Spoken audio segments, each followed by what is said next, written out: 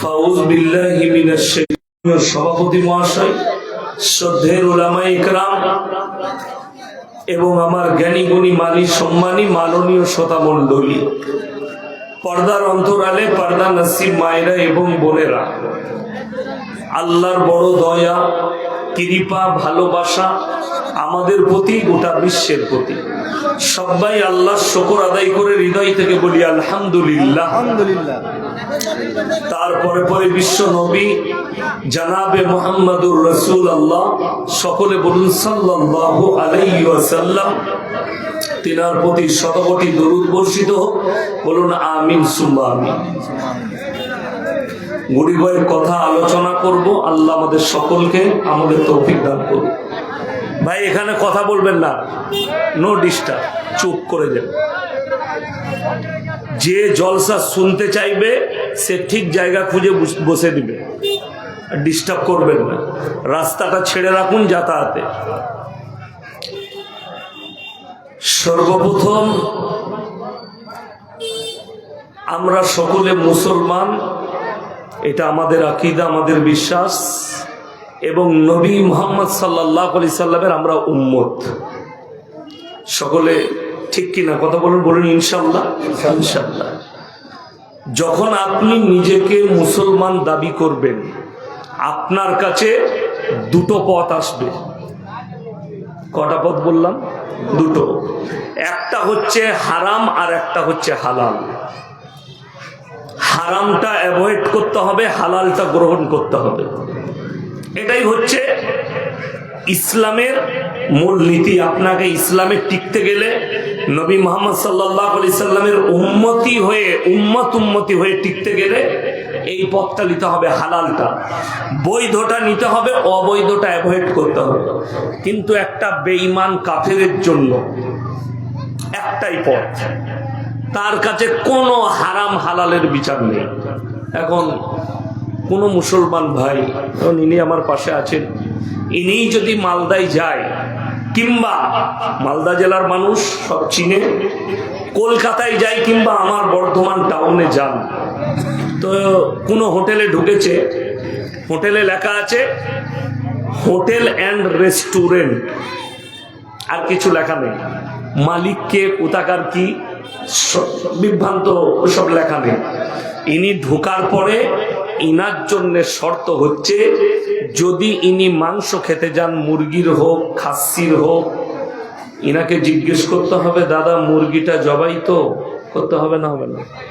কথা বলে না? হ্যাঁ, 100বার হবে। কিন্তু একটা বেঈমান কাফেরের জন্য এটা শর্ত নেই। এটা শর্ত আছে? শর্ত নেই।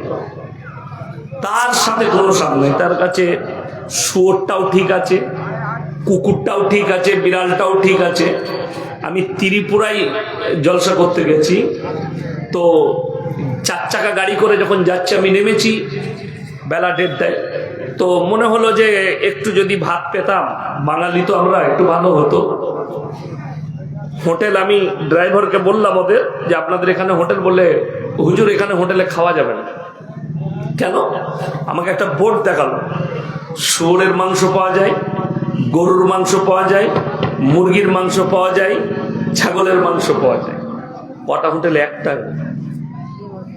কিন্তু একটা কারণে বললে কাটা না গোটা ওটা জানা যাবে না।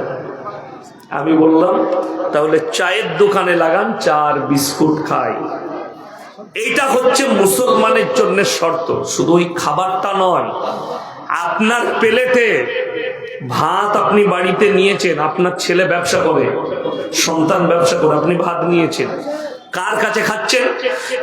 সন্তানের কামায়ে খাচ্ছেন। আপনি বুড়ো হয়ে গেছেন, সন্তান আছে, সন্তান ইনকাম করে, আপনার জন্যে প্লেটে ইলিশ মাছ দিয়েছে, প্লেটে দেশি মুরগি দিয়েছে। দেশি মুরগিটা জবাই করেছে, হালাল না হালাল নয়? কথা বলে না? কথা বলে না? হালাল। মুরগিটাও হালাল, মাছটাও হালাল। কিন্তু টাকাটা যদি সুদের হয়, অবৈধ হয়, সব গোলমাল। কথা বলতে পারলাম? বুঝাতে পারলাম? টাকা গোলমাল, অবৈধ। রসুলের একটা মারাত্মক হাদিস শুনেলেন, কোন ব্যক্তি যদি তার সন্তান পরিবারকে হারাম লুকমা তার মুখে তুলে দেয়, সেই সন্তান নেক হবে না। আমি কিন্তু এখনো বক্তব্য শুরু করি নাই, এখন আমি ময়দান তৈরি করছি। বক্তব্য আমার সবাই নিতে পারে না, খুব কড়া। লোকে আমাকে বলে, জানি না আমার ভাই আপনাদিকে দুটো করে মানা করার পরও কেন লাগাচ্ছ?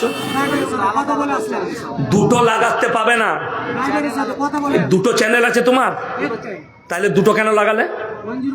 হ্যাঁ, না লাগাতে পাবে না। সে কই? হ্যাঁ, চ্যানেল আলাদা আলাদা কথা বলে আসলাম ড্রাইভারের সাথে।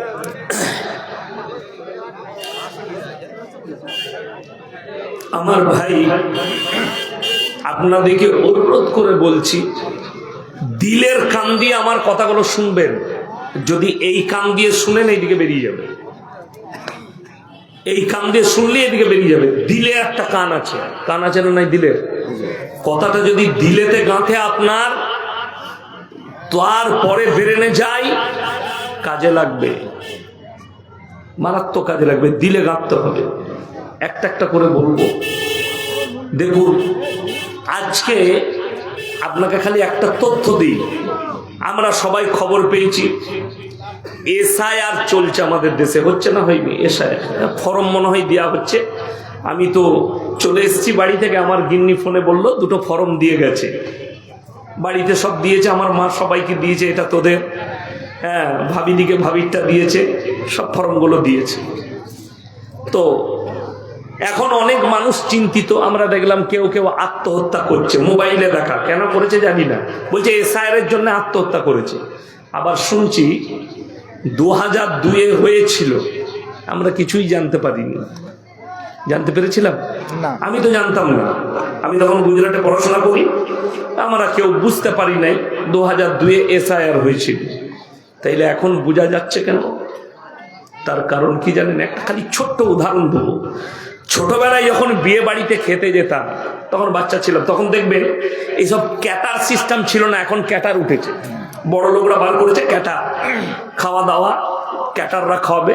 আবার এখন বুকি সিস্টেম হয়েছে, তার মানে এই মাল রাখা আছে, তুমি নিজের হাতে খাও, তুলে নিয়ে দাঁড়িয়ে কুকুরের মতো ঘুরে ঘুরে খাও। এটা যারা আরো একটু বড় লোক তাদের স্ট্যান্ডার্ড। আমি কারো মায়ে বুয়ে কথা বলি না, এগুলো সব নবী সুন্নাতের খেলাফ। এক যুগ ছিল গ্রামের মানুষ খানা খাওয়াতো। আমার মনে পড়ে ছোটবেলায় খেতে গেছি, অনেক ছোট ছেলে একসাথে খাচ্ছি, আর যারা খাবার মাংস দিত, কি বুঝলেন, পেলে চামচটাই মাংসটা ধরে বলতো, দেখ দুব দিলে দি, আর একটু, এক হাতে চর এক হাতে চামচ। ভয়ে বলতাম লুবো না, ভয়ে বলতাম। তার এক হাতে চড় আছে, আর আমরা ভয় করতাম বাপ দাদুর দিকে। আপনারা কি মনে করছেন এখনকার ছেলেরা ভয় করে? না, অসম্ভব। আমি একটা জলসায় বলেছি, এনারা যখন, আমরা যখন ছোট ছিলাম, এনারা যখন ছোট ছিলেন, রাস্তায় চায়ের দোকানে বাচ্চারা বসে থাকলে সেই রাস্তা দিয়ে ভয়ে পেরুত না, অন্য রাস্তা দিয়ে যেত। ঠিক কি ঠিক? আর